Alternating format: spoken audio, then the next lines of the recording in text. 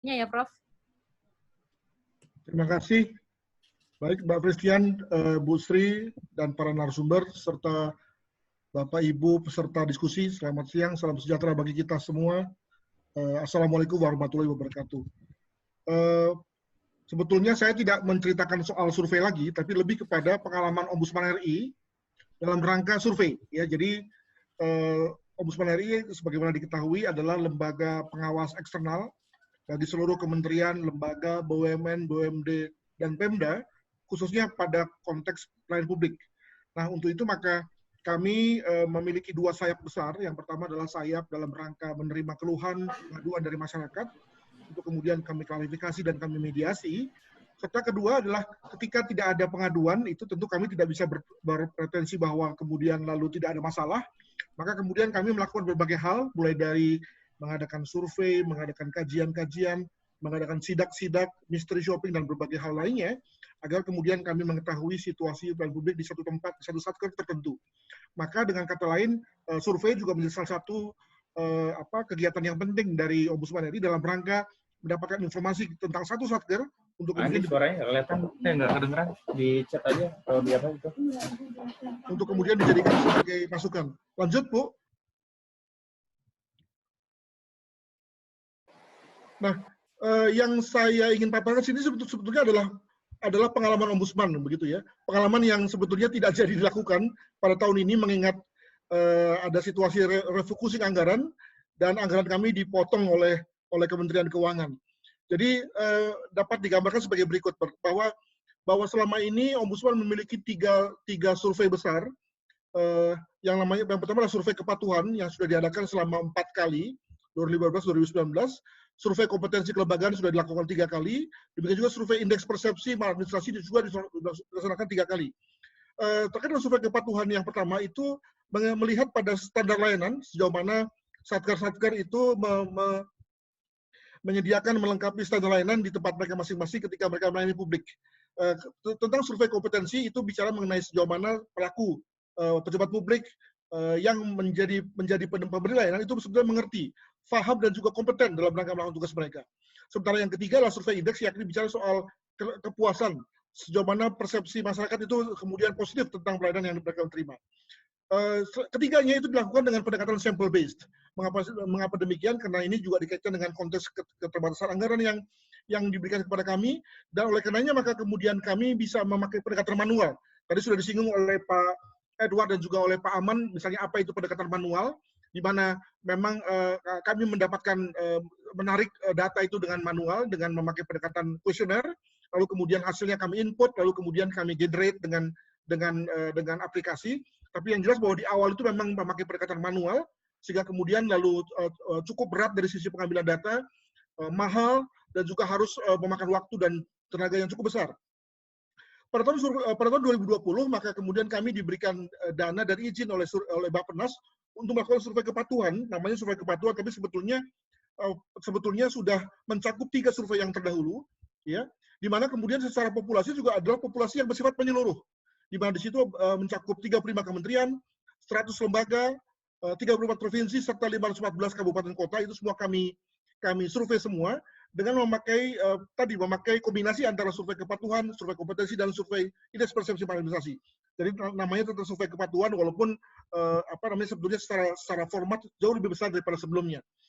Pada tahun 2021 rencananya survei kepatuhan tersebut itu kemudian kami akan jadikan sebagai yang kita sebut sebagai opini pelayanan publik.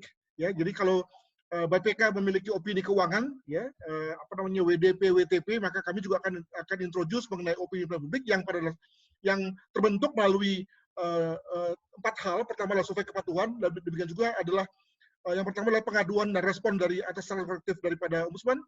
Yang kedua adalah kajian dan respon dari yang kami lakukan, dan juga yang ketiga adalah hasil sidak yang kami lakukan, dan semuanya itu ada komponen sarannya, dan sejauh mana kemudian lembaga, KL, Pemda, dan juga BUMN, BUMD meresponnya, maka itu kemudian kami hitung, dan kemudian keluar dengan satu nilai yang kita sebut sebagai opini pelayanan publik 2020. Nah, inilah yang kemudian celakanya gara-gara COVID-19, maka kemudian dana yang sudah diberikan kepada kami sejumlah 18 miliar itu kemudian kami nggak bisa lakukan karena ditarik oleh Kementerian Keuangan. Namun demikian masih ada satu lesson learned yang kemudian baik untuk ditarik dalam konteks diskusi ini. Di dalam box yang merah itu kami sebutkan misalnya bahwa guna menghemat waktu terkait dengan populasi yang besar yang kami harus ambil, maka kami kemudian berencana untuk mengadakan pendekatan dengan wawancara dengan pendekatan Android based. Jadi kami meminta kepada ASN yang menjadi penyelenggara layanan misalnya untuk kemudian langsung mengetik di Android dan kemudian lalu datanya segera kemudian terhubung ke dalam aplikasi yang kami siapkan sendiri. Demikian juga terkait dengan kompetensi misalnya, maka dari berbagai pertanyaan yang kami ajukan tentang sejauh mana yang bersangkutan itu kompeten dalam rangka menjadi penyedia layanan misalnya, kami juga sudah sediakan Android based yang kami sudah setting sehingga kemudian terjadi satu proses berjenjang sehingga dapat dipastikan bahwa kemudian hasilnya itu flawless, artinya tidak ada kesalahan. Yang repot adalah yang ketiga, Bapak Ibu sekalian, yakni ketika kami hendak melakukan survei indeks persepsi maladministrasi, artinya kita bicara mengenai bahwa respondennya adalah masyarakat pengguna layanan, maka rasanya agak susah untuk memakai pendekatan Android based. Untuk itu maka kami senang sekali jika kemudian misalnya Balitbank misalnya memiliki satu aplikasi yang kemudian bisa dipergunakan secara luas dan dalam hal ini kami bisa menggunakan, sehingga kami tidak perlu lagi membuat aplikasi baru dan tadi juga mengikuti apa yang dikatakan oleh Pak Aman, maka kami kemudian bisa mengejar sampel yang cukup besar, sehingga kemudian cukup representatif dalam rangka melihat sejauh mana masyarakat itu puas atau tidak puas terkait dengan layanan yang kita berikan. Lanjut, Bapak Ibu. Lanjut, maka untuk itu dari pelajaran yang dari hal yang kami lakukan dan sayang sekali gagal untuk kami lakukan pada tahun 2020 ini, semoga pada tahun depan itu bisa kami lakukan seiring dengan kondisi keuangan yang membaik, demikian juga COVID-19 ini juga sudah mulai reda dari tanah air kita, maka dalam hal ini ada beberapa pelajaran yang kemudian kami ingin introduce kepada kita semua. Yang pertama adalah bahwa survei itu pada dasarnya mahal, ya. Jadi kalau tadi dikatakan bahwa kami mendapatkan dana dari Bappenas Kementerian Keuangan sekitar 17-18 miliar, itu sebetulnya dana yang kecil sekali, ya. Sebetulnya secara dihitung-hitung harusnya dana yang kami terima itu 36. Makanya kemudian lalu ketika dananya hanya segitu, maka yang ada dalam pikiran kami sebagai penanggung jawab survei-survei di Ombudsman adalah bagaimana mendapatkan satu survei yang baik dengan data yang reliable, tapi juga dengan dana yang sekecil mungkin. Untuk itu maka metode online benar seperti yang dikatakan oleh Pak Edward James amat menghemat biaya, murah.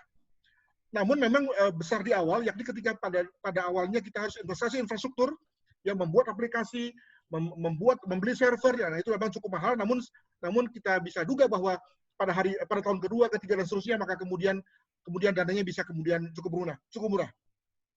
Permasalahannya adalah bahwa harus selalu diwaspadai soal keterbatasan serta juga tingkat kesalahan metode online. Jadi tadi juga sedikit merefer apa yang dikatakan oleh Pak Edward James bahwa dalam rangka penggunaan metode online ini ada situasi yang harus hati-hati terkait dengan misalnya sejauh mana masyarakat itu cukup memiliki literasi dalam rangka menggunakan metode touchscreen dalam rangka mengisi jawaban. Sebab kalau kemudian masyarakat tidak terbiasa untuk itu, maka kemudian dia mengisinya secara asal-asalan dan sekali lagi kita kemudian mendapatkan input data yang juga salah. Demikian juga soal keterbatasan. Dengan metode ini maka tentu kita tidak bisa menyebarluaskannya. Ya bisa saja dengan kita misalnya masukkan ke medsos misalnya, tapi tadi dengan semakin luas kita menyebarluaskan survei kita, maka tentu dari segi sensitivitas, dari segi mutu data yang kemudian kita peroleh juga menjadi semakin berkurang. Dan yang terakhir adalah bahwa hasil survei berbeda dengan utilisasi data survei. Tadi sudah disinggung oleh Pak Agus Puji misalnya, demikian juga oleh Pak Aman bahwa seringkali para policy maker, para pembuat kebijakan itu kemudian hanya bilang oke saja, hanya mengakses saja, tapi begitu kemudian sudah ada datanya dan ternyata datanya tidak terlalu baik misalnya, maka kemudian diemohi, maka kemudian ditinggalkan. Kembali lagi kemudian yang bekerja adalah pendekatan pribadi saja. Nah, maka sejauh mana kemudian data survei dan juga hasilnya itu kemudian dipakai sebagai latar belakang pembuatan kebijakan adalah hal yang penting. Karena kalau tidak, lalu kemudian hal yang sudah kita lakukan, investasi yang sudah kita lakukan, demikian juga berbagai sumber daya yang sudah kita keluarkan, maka kemudian akan sia-sia. Demikian Mbak Fristian, buah pikir dari kami sebagai Ombudsman RI, semoga ada gunanya bagi kita semua. Demikian, terima kasih.